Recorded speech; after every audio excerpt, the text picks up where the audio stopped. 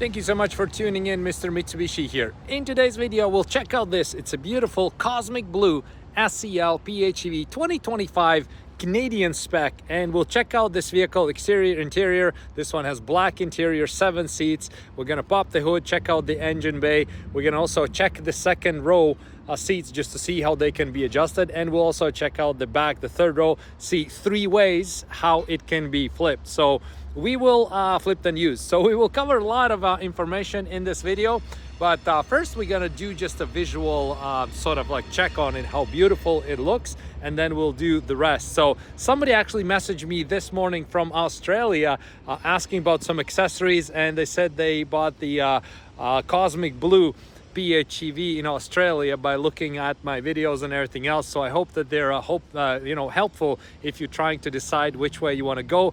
I also posted recently on YouTube sort of not a quiz but like an option post. So what would you buy with your own money if that will be the cosmic blue or red diamond? Vast majority of people say cosmic blue. So cosmic blue is a very, very nice color.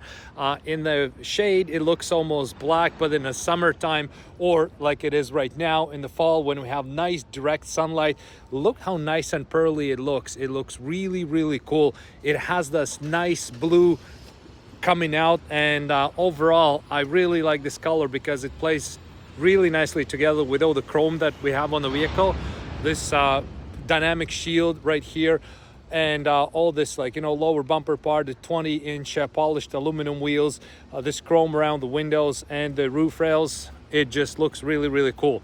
The awesome thing about the SEL is that it has the looks outside, it has the looks inside, but you don't spend that extra GT money to get all the technology and head-up display and all that stuff. So SEL is really great when it comes to that. And right now, by the way, we can see how the sun went down a little bit and the color starts to look a little bit different.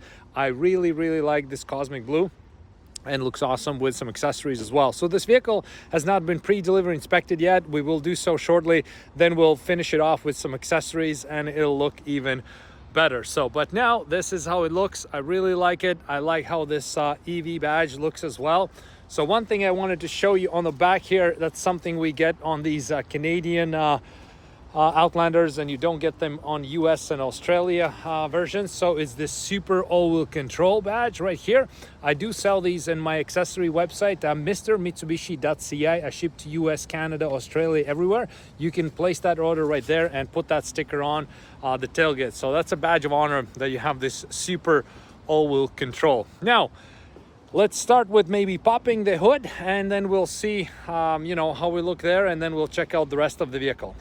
The hood is up, and this is how we're looking. So this is the engine that we're having, 2.4 liter engine. This vehicle is still fully built in Japan, and this is how the PHEV is going to look. So we have good amount of EV technology compartments right here, and then we can see the engine is right here, because this one is, of course, we all know it how it works, right? So we still have the engine, have the battery. The main drive battery is underneath the vehicle, which is kind of cool, but because it makes the Outlander sort of like heavier in terms of center of gravity, and it just handles really, really nice. You have this nice stable feel when you drive with this vehicle. There's multiple drive selectors. I'm going to show you that in a second once you're inside, so you can choose whatever you want in your particular trip. But this is how we're looking underneath the engine bay, or underneath the hood. So there we go.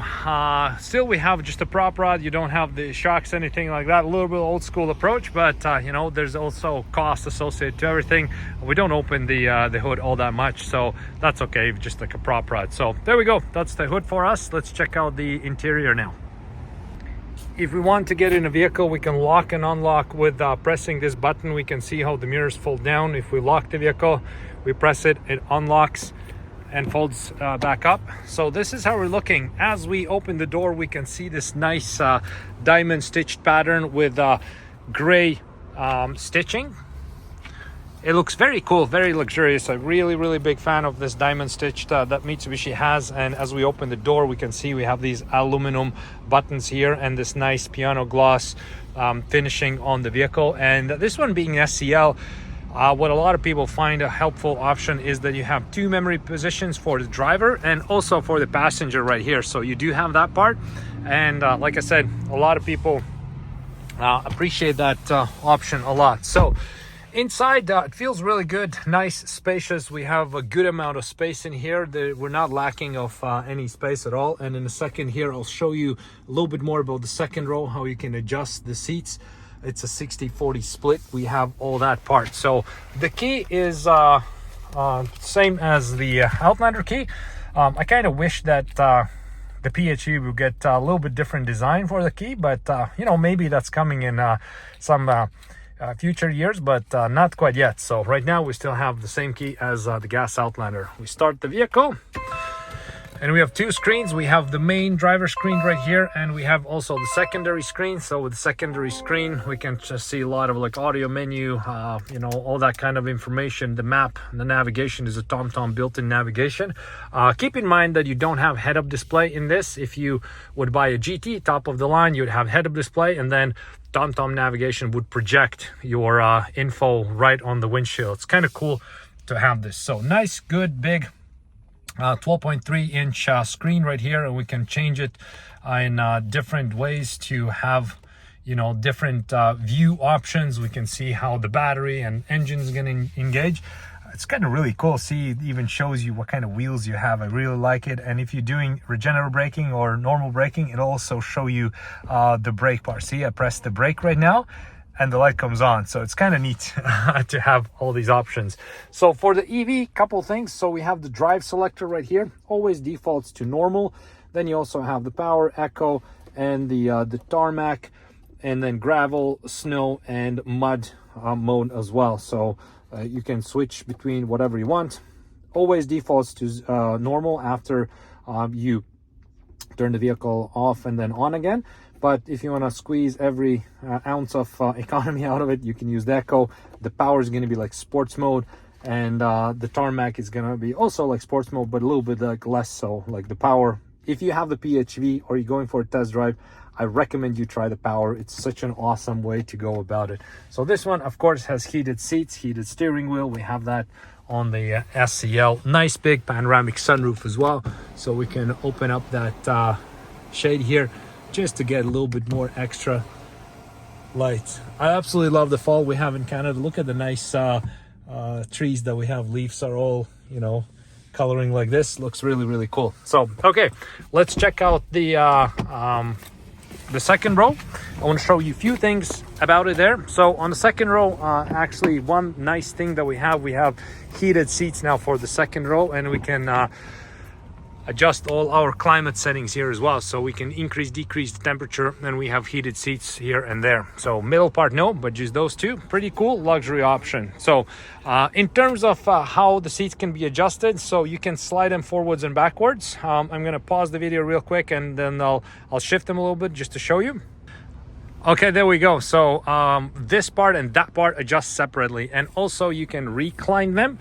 So that way you can really good manage third row space if you have passengers going there. If you don't, then the comfort for the second passenger, or if you have some cargo there, you have lots of utility in this vehicle, and you can shift forwards, backwards. If your maybe driver is taller and the passenger is taller, then you can adjust however you want. So just keep in mind that you have this adjusting option, and you have this bar right here. You pull it up, and that's how you can slide it however you want. And 60-40 split comes in very, very handy. That one is the armrest. You can fold it down if you don't need to have it as just a seat. If you want to have armrest, you can have that as well. So quite nice. I always like the view from the second row because we have nice panoramic sunroof.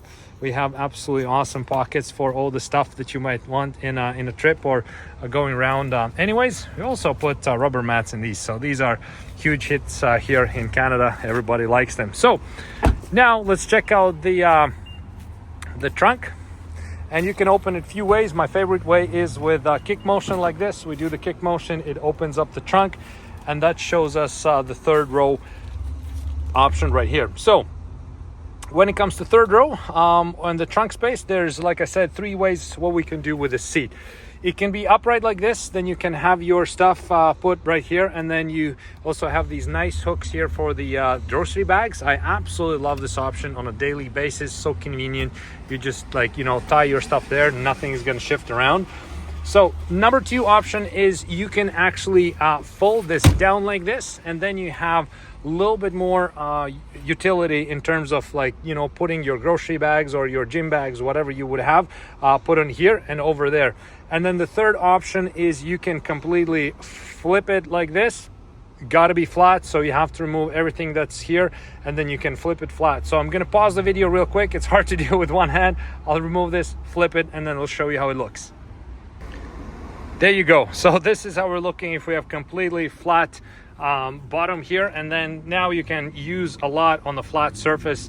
Again, it just depends what you have on your day-to-day activities, what you prefer, like what's your daily use of the vehicle. Some people leave it like this, some people actually leave it like that, like I had it here a second ago.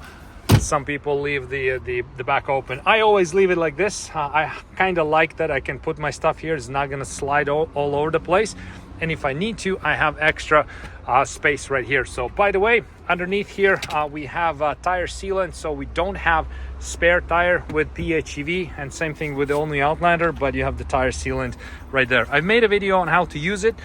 If you want to check it at some point, feel free. But there we go. We just checked out this nice Outlander SEL PHEV 2025 Canadian spec, cosmic blue color. Absolutely love the color. Such a great vehicle. So thank you so much for checking out this video. Leave a comment if you liked it, and see you next time around.